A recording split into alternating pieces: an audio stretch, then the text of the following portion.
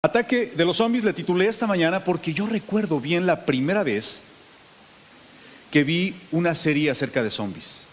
No tenía sueño y dije, bueno, me dio uno de esos ataques de ansiedad que me dan todos los sábados por la noche, de que parece uno tlacoyo. Si usted es predicador o ministro, anciano o lo que sea, los sábados por la noche le da un poco de ansiedad porque dice, espero que todos lleguen mañana, espero que no vengan de mal humor, espero que no vengan con sus caras los hermanos a la iglesia, espero que vengan con una buena actitud y uno se pone ansioso. Y todos los sábados por la noche pasa eso. Entonces, ese día era un sábado, no tenía sueño y dije, bueno, voy a prender la televisión. Puse el show de Netflix de The Walking Dead. Fue la primera vez, me dejó tan impresionado que encontré tantas similitudes bíblicas, tantas referencias bíblicas en esa serie que el día de hoy quiero hablar acerca de eso. Porque en la Biblia encontramos varios ejemplos de personas que están vivas, pero que en realidad están muertas. Que parece y que tienen apariencia de que están vivas, que tienen vida, que les corre sangre por sus venas, pero en realidad lo único que llevan dentro de sí y que lo muestran es mortandad, podredumbre. Por ejemplo, ¿cuáles son las características de un zombie? Alguien que me ayude. Comenzando acá con Gerardo, por favor, ayúdame. ¿Cuál es una de las características de un zombie? Pero les gusta comer personas vivas. ¿Alguna vez ha conocido personas vivas que les gusta comer otras personas vivas? No es cierto, se las comen pero vivas, oiga, que criticándoles todo eso. Bueno, esa es una característica de los zombies. ¿Qué otra característica de los zombies de este lado? Son pálidos, es decir, su aspecto espanta, asusta, ¿no es cierto? Es como cuando 6 de la mañana usted se levanta, 5 de la mañana y dice, ay, nanita, un zombie en el espejo, pero no, en realidad es uno mismo. Pero a mí yo me he asustado a mí mismo generalmente en las mañanas. De este lado, otra característica de los zombies, está muerto, ¿no es cierto? O sea, no puede tener un diálogo con el zombie porque está muerto, no puede conversar, no puede platicar de nada, no hay ni un tema de conversación, parece adolescente, pero bueno, eso es otra historia. ¿Qué otra característica? Caminan sin rumbo, sin dirección, casi siempre los tenemos a nuestro alrededor. Ay, hermano, ¿dónde trabajas, dices?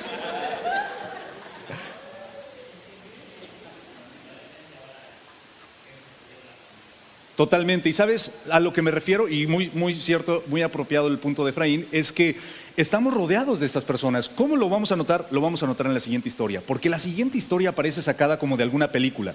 Yo lo hubiera titulado El ataque de los zombies en la Biblia, pero en realidad es el ataque de un endemoniado. Yo no sé si alguna vez tú has visto películas de endemoniados, pero no tiene nada que ver en lo absoluto con lo que la Biblia habla de un endemoniado. Te cuento la historia, te la leo directamente de la palabra. Entonces llegaron al otro lado del lago, a la región de los Gerasenos. Cuando Jesús bajó de la barca, un hombre poseído por un ser maligno, por un espíritu maligno, salió del cementerio a su encuentro. Entonces este hombre, que vivía en las cuevas de entierro, en las tumbas, y ya nadie podía sujetarlo, ni siquiera con cadenas. Siempre que lo ataban con cadenas y con grilletes, lo cual hacían a menudo, él rompía las cadenas de sus muñecas y destrozaba los grilletes. No había nadie con la suficiente fuerza para someterlo.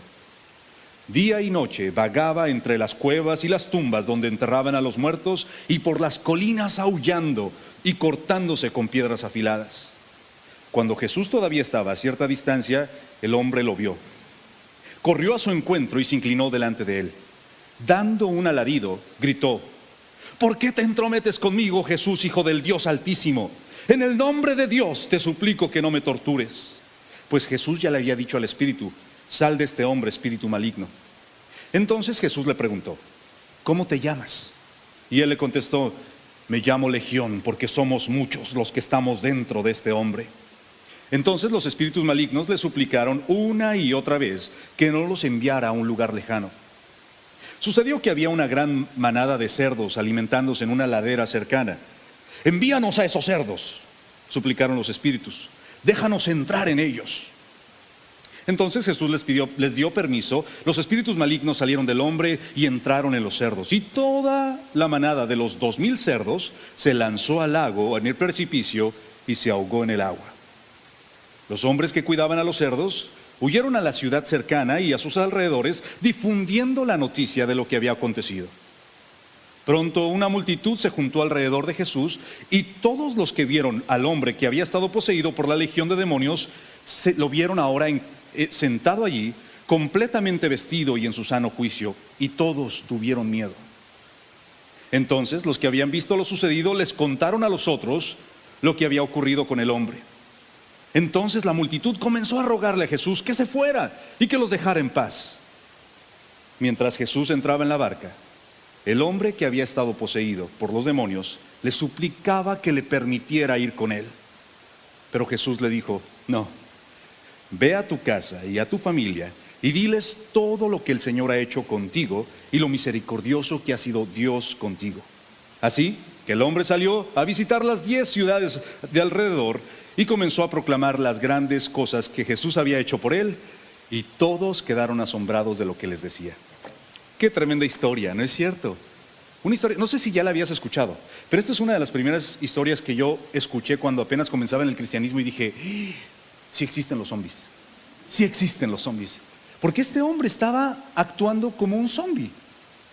Vemos varias características. Quiero que analicemos este texto de una manera exegética, es decir, vas a buscar, escarbarle lo que le podemos aplicar. No te voy a decir cuáles son los principios de esta historia, no te voy a decir, principio número 1, esto es lo que debes de creer, principio número 2, no.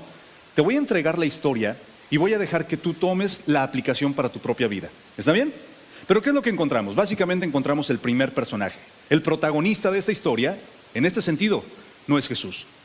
Tenemos a un Jesús que va pasando al otro lado del mar de Galilea, un mar que mide aproximadamente 11 kilómetros de largo y 8 kilómetros de ancho, más o menos como el lago de Chapala. Muy bien, chistecillo, vamos a lo siguiente. Un lago, atraviesa Jesús al otro lado, y en medio, cuando van en el camino o navegando, viene una tremenda tempestad. Los vientos golpeaban la barca y todos los discípulos estaban asustados y todos hubieran esperado que Jesús en ese momento se iba a levantar y iba a hacer algo. ¿Y sabes qué estaba haciendo Jesús? Estaba durmiendo. Como todas aquellas ocasiones en las que vienen tempestades en tu vida y parece que Jesús ni sus luces. Cuando te estás muriendo porque el agua está anegando la lancha, está golpeando la lancha, las lluvias te están confrontando, y Jesús durmiendo. Y Jesús estaba descansando. Entonces cuando sus discípulos lo despiertan, le dicen: ¿No te da pena? Nos estamos muriendo. Jesús se levanta, calma la tempestad, y dice la Escritura muy específicamente que los discípulos se espantaron. Les temblaban las canillas, dice la versión mexicana. Estaban espantados, al punto que preguntaron: ¿Quién es este? Que aún el viento y el mar le obedecen. Bueno, después de eso es cuando llegan a la orilla. Y uno dijera: pues ya venían espantados, pues no sabían la que les esperaba. Iba a salir un hombre de entre los sepulcros.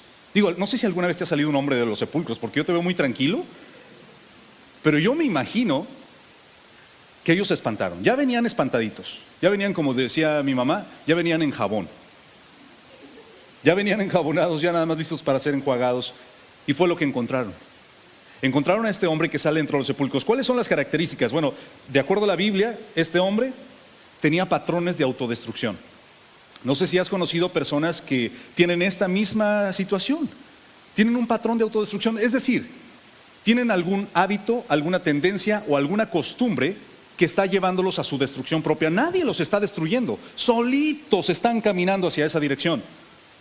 Los seres humanos tenemos un mecanismo como de defensa, que cuando nos sentimos como deprimidos, abandonados, lastimados, heridos, tenemos la tendencia a autodestruirnos.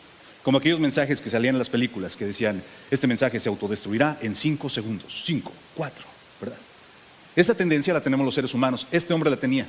La Biblia no dice cómo obtuvo los demonios, cómo llegaron a su vida, no nos explica, nada más nos dice: estaba endemoniado y tenía un patrón de autodestrucción. Yo no sé si hay alguien aquí entre nosotros que tenga este patrón de autodestrucción, pero te quiero decir que hay esperanza. Porque este hombre, a pesar de que tenía este patrón de autodestrucción, porque dice que se flagelaba, que se cortaba con piedras, y no eran piedras de río. Tú has visto las piedras de río todas redonditas. No crees que el hombre le decía: ay, cuchillito de palo, no corta. No, se cortaba, se lastimaba, se golpeaba. Primera característica. Segunda característica es que era un terror para todos los que le rodeaban. Todo mundo le tenía temor, todo mundo le tenía miedo. No sé si has conocido personas así, que no se aguantan ni ellos mismos, solamente tienen que luchar. Ellos luchan contra sus propios demonios. La persona que ellos aborrecen más es ellos mismos. Este hombre, su mayor enemigo, no eran los demonios, era él mismo. Toda la gente a su alrededor, dice la Biblia, y Marcos dice 5 veces, en diferentes palabras, y se trataban de amarrarlo. Algunas personas, comentaristas, han dicho que este hombre tenía esquizofrenia, tenía algún tipo de locura. Pero es curioso porque Jesús tiene una conversación con un demonio dentro de él. Hay otros casos en la Biblia en los cuales se dice que una enfermedad era causada por un demonio, pero Jesús nunca habló con el demonio causando esa enfermedad. ¿Me sigues o no me sigues? Lo que vemos es que Jesús tiene una conversación con el demonio en este preciso pasaje. Entonces no estamos hablando de un caso de esquizofrenia o de un caso de que el hombre tenía muy mal genio. Vivía en Houston y le tocaba el tráfico del 45. No es eso. No es eso. Este hombre en realidad tenía una posesión demoníaca que no sabemos cómo se originó, pero que todos los que estaban a su alrededor preferían no estar con él. Huían. Otra característica de este hombre, vemos que vivía en obscuridad. ¿Dónde residía? ¿Cuál era su casa? Entre los sepulcros. Y dice la Biblia, dice el Evangelio de Marcos, que deambulaba de día y de noche. No solamente caminando, sino aullando. Solamente Dios sabe cuál era el dolor que este hombre estaba atravesando. Y como solamente era Dios el que lo conocía, fue Dios mismo el que tuvo que atravesar de un lado del lago hasta el otro lado del lago para ir a rescatarlo. No sé si tú estás pensando que son las cadenas, que son las amistades, que es el tratamiento psicológico, que es el tratamiento psiquiátrico lo que te va a curar o lo que va a rescatarte. Es necesario que el Señor venga del otro lado para rescatar y salvar tu matrimonio, porque Él es el que tiene el poder de rescatar, de restaurar y de cambiar. Este hombre vemos esta característica, vivía en oscuridad. Otra característica es que sufría. ¿Sabes quién sufre más? No sé, has visto personas que dices, yo no sé por qué tiene un genio de ese tipo. Andas siempre de un genio, concédeme 3 deseos. Yo no sé por qué eres así. Yo no sé por qué. ¿Sabes? En realidad quien más sufre es la persona misma. En ocasiones tú dices, me voy a desquitar, me voy a vengar, va a pagar, porque me la haces 1, me la harás 2, tal vez 3, 4, 5, mambo.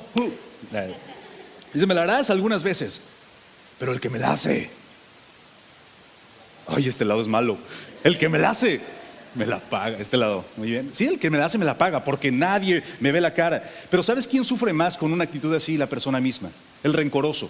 ¿Sabes quién sufre más? El que no perdona, el que todo el tiempo está recordando la ofensa. Este hombre sufría. Otra característica es que vivía, claro, tenía vida, corría sangre por sus venas, palpitaba su corazón, pero en realidad estaba muerto. Vivía en soledad, también vivía apartado. Nadie podía dominarlo. Has tratado de dominar a tu esposo, a tu esposa, a tu hijo. Has tratado, pero nada lo puede dominar. Porque la única forma, el único ser todopoderoso que le puede controlar es nuestro Dios. Él es el que tiene todo el poder. Las cadenas no lo podían controlar. Y finalmente estaba fuera de juicio. No había nada que lo hiciera entender. Trata de hacer entender a una persona necia. Mira, el camino en el que vas está mal. No. Por eso el apóstol Pablo dice, no sean sabios en su propia opinión. El proverbista ya lo habría dicho. No seas sabio en tu propia opinión. Este hombre estaba fuera de juicio. Ahora, me llama mucho la atención la respuesta cuando Jesús le pregunta, ¿cómo te llamas? Él le dice, ¿me llamo? Legión. Y usted debe de saber que una legión era un conjunto de soldados, era un grupo militar formado por 6,000 soldados. Los cuales, estos 6,000 soldados estaban formados por diferentes centurias, de la cual sabemos que Cornelio era jefe de una centena de soldados. O sea, eran miles de soldados. Y la función de las legiones romanas era destruir, llegar a los pueblos y abarrotar con la gente, destruirlos, sin piedad. Me llama la atención porque este hombre dice, los demonios que traigo dentro están para destruir. Me recuerda lo que Jesús dijo. Satanás viene a robar, a matar y a destruir. Una vez que tú le abres la puerta, Satanás va a entrar y sin piedad te va a destruir. Te va a llevar vagando de día y de noche, aullando. Te va a llevar entre las cadenas y los sepulcros, no encontrando el sosiego, no encontrando la paz, hasta que Jesucristo decide pasar al otro lado. Y es lo que nos lleva al siguiente personaje, o a la siguiente característica en esta historia, y es Jesús. Jesús no tenía ninguna necesidad de ir al otro lado. En primera, porque Jesús vino a predicarle a un pueblo. ¿Cuál era ese pueblo? Israel, el pueblo judío. Esta región no era parte del pueblo judío. ¿Por qué lo sabemos? Porque estaban criando cerdos o marranos, o chanchos o tuncos, o puercos o porcinos. Lo mismo, estaban criando chanchos, puercos, cochinos. Me gusta decir todos los sinónimos, es lo mismo. Cochino, marrano, chancho, tunco, puerco, cerdo. No eran judíos. Jesús no tenía ninguna necesidad de ir hasta allá. Pero estoy seguro que el maestro tuvo compasión de ese hombre, aunque el hombre ni siquiera sabía quién era. Aunque sí sabía quién era. Porque una vez que Jesús se bajó de la barca, lo miró y corrió. Probablemente antes el hombre corría de la gente que lo perseguía para amarrarlo, para someterlo. Pero esta vez él estaba corriendo a Jesús porque él reconocía que Jesús era su única salida. Yo no sé si eso fue lo que tú reconociste. Trataste por diferentes medios. Trataste la consejería. Trataste la búsqueda de guías espirituales, trataste el ocultismo y la brujería y todos esos mejurjes que buscas allá en la tienda mexicana y la michoacana y todo ese tipo de tonterías. Y trataste todo, pero nada te funcionó hasta que encontraste a Jesús de Nazaret. Y estás ahora aquí gracias a que Jesús decidió pasar hasta el otro lado, porque te vio, tuvo compasión de ti, porque habías tratado todos los medios, pero solamente Cristo tiene el poder. El hombre, el endemoniado, lo ve y le dice: Jesús, ¿qué tienes contra mí? En otras palabras, le estaba diciendo: yo no me meto contigo, tú no te metas conmigo. Y luego me llama tanto la atención que le dice: Jesús, Hijo del Altísimo. ¡Wow! Hasta a los demonios le salen palabras bonitas. ¿No es cierto? Pero no son las palabras. Me llama mucho la atención cuando cristianos se ensalzan con diferentes palabras. Y Dios te bendiga, aleluya, jasajala, Rambo saca la bazuca y cosas así. Y dices: ¡ay, qué bonito habla! Yo he escuchado personas que dicen: ¿por qué no ponen a orar al hermano fulanito? Es que ora tan bonito. Pues es que no te está hablando a ti, le está hablando a él. Y a él no le importa con qué palabras hablas. No le interesa. Porque no está buscando tus palabras, está buscando tu corazón. Porque aún los demonios tienen palabras hermosas que decir. Y este hombre le dice: Jesús, Hijo del Altísimo. Jesús le dice: sal de ese hombre. Jesús no estaba viendo lo que la gente estaba viendo, un endemoniado. Jesús estaba viendo lo profundo, lo que realmente había. Y lo que había ahí era un hombre creado a la imagen y semejanza de Dios. Generalmente la gente ve en nosotros lo exterior, cómo te ha tratado la vida, lo que hiciste, las consecuencias de tus actos. Pero es Dios el que nos ve desde el otro lado, nos observa y dice: este es mi hijo, a quien he creado a mi imagen y semejanza. Jesús estaba ahí el día de la creación. En el principio era el verbo, y el verbo estaba con él, y el verbo era Dios. El verbo estaba con Dios. Él estaba en la creación cuando estaba siendo planeado tu cuerpo. Cuando decían: le vamos a poner un bigotito así que le dé vueltas. El Todopoderoso estaba ahí. Cuando Dios decidió que a mí solo me habría de dar pelo aquí y aquí, ahí estaba Jesucristo. Ahí estaba. Ahí estaba. Él te conoce. Por eso cuando te ve desde el otro lado y te ve encadenado y te ve aullando y te ve deambulando de un lado para otro, siendo sometido por las cadenas del pecado, del vicio, del hábito, Él te ve, tiene compasión y decide cruzar, aunque le toque pasar por una tormenta, y rescatarte, porque tienes valor, porque fuiste creado a la imagen y semejanza de Dios. Bueno, Jesús me enseña que sanó y que perdonó. No hay pecados grandes y pequeños para el Señor. Y solamente lo sanó con una palabra, con una sola palabra. Ve al hombre, saca al espíritu, y los demonios tratan de negociar con Jesús. Dicen: oye, sí, yo siento que los demonios hablan así como no sé, como chilango. Oye, Jesús, pues no seas así, hombre. Déjanos ahí a los chanchitos, marranitos, chicharrón. Y entonces Jesús dice: ok. Gente ha criticado al maestro porque dice: ¿cómo es posible que Jesús haya matado vida? Pero observa lo siguiente: Satanás no ve la diferencia entre puercos u hombres. Para Satanás el valor de un hombre es igual que el de un cerdo. Porque la condición a la que quiere llevar Satanás al hombre es la misma condición a la de este animal. Jesús, por el contrario, les da la oportunidad, salen y son despeñados. ¿Por qué Jesús permitió que los cerdos murieran? Bueno, no sé.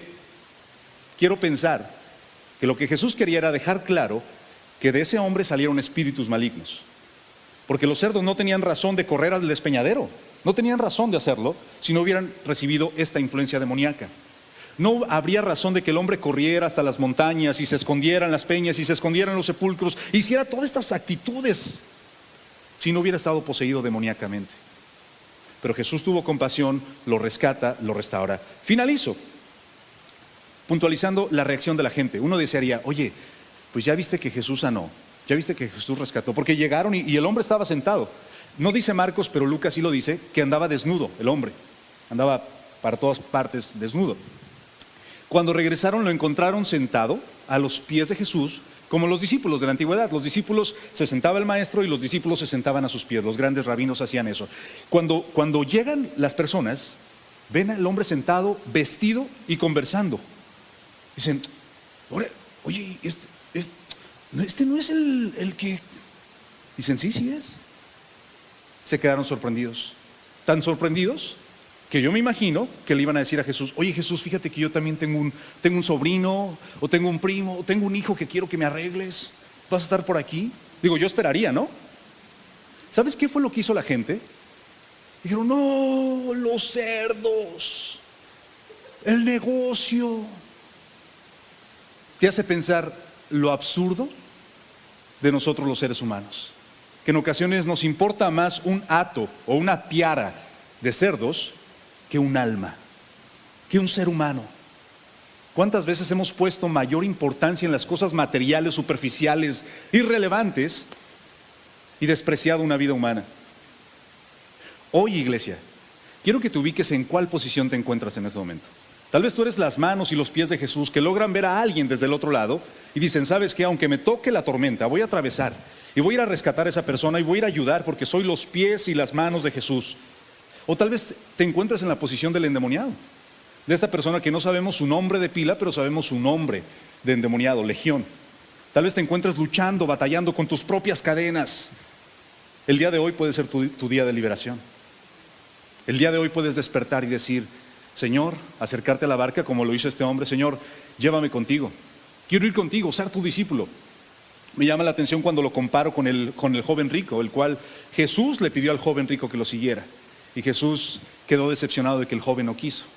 Este otro, que tuvo más que le perdonaran, le dice, llévame contigo, quiero ser tu discípulo. Y Jesús le dice, no. Nadie, escúchame, nadie le había pedido a Jesús ser su discípulo. Ni Pedro, ni Juan, ni Andrés, ni Judas, ni el otro Judas Iscariote. Nadie le pidió a Jesús, oye, ¿dónde están las inscripciones? Oye, ¿cuándo puedo comenzar? ¿Puedo comenzar hasta el lunes porque el domingo tengo iglesia? Nada. Pero este hombre lo hizo. Llévame contigo. Y Jesús le dice, no. Quiero que hagas algo que va a sentar el precedente de lo que la iglesia va a hacer. Quiero que vayas a los tuyos y les cuentes las cosas grandes que Dios ha hecho en tu vida. Me encanta. Porque no le dice, quiero que vayas y les hables de la doctrina.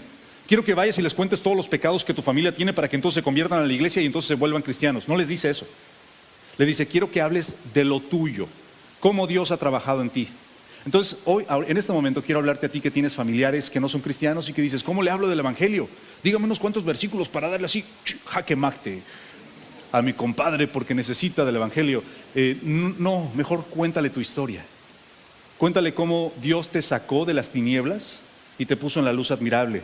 Cuéntale cómo te ha guardado todos estos años porque naciste en un hogar cristiano. Tal vez tú dices que yo no tengo una historia así como la del endemoniado. Me la voy a inventar, hermano. Me voy a inventar una historia así de que yo andaba en cadenas, pero yo sí traía ropa porque pues no, ¿para qué enseñar cosas que no? Y voy a inventar mi historia. No, cuéntale cómo Dios te ha cuidado y te ha protegido todos estos años, cómo te ha guardado. Y entonces la Escritura dice, finaliza, las últimas frases. Toda la gente que escuchaba esta historia se asombraba. Se asombraba. No sé quién seas tú, pero creo que esta historia tiene mucho que enseñarnos, ¿no es cierto? No sé si es la primera vez que escuchas la historia de un zombie, pero en todas las historias de los zombies nunca hay solución. El virus ya está, todo el mundo se va a contagiar y el mundo va a decaer. Pero en esta historia hay esperanza. En esta historia la diferencia es que no hay armas, no hay aditamentos, No hay un caos mundial, lo que hay es un Salvador que tiene una vista tan perfecta que logra ver a través del lago y tener compasión. Un corazón misericordioso que va por ti, aunque atraviese la